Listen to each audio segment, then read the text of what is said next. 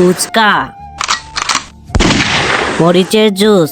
তাড়াতাড়ি করে ফুচকার মধ্যে মরিচের জুস মিশিয়ে দেই, তারপর হবে মজা। আজ আমি স্যারকে ফুচকা খাওয়াবো আর স্যারের কাছে ভালো ছাত্রী হয়ে যাব। এবার হবে মজা। Good morning sir. Good morning বাচ্চারা। স্যার, আমি আপনার জন্য ফুচকা নিয়ে এসেছি। বিট্টু, টিফিনের পর খাবো সবাই মিলে। টিফিন। তাড়াতাড়ি ভালো ফুচকার প্লেটটি পাল্টে দিয়ে মরিচের জুস মেশানো ফুচকাটি রেখে দেই। এই নাও ফুচকা, তুমিও নাও।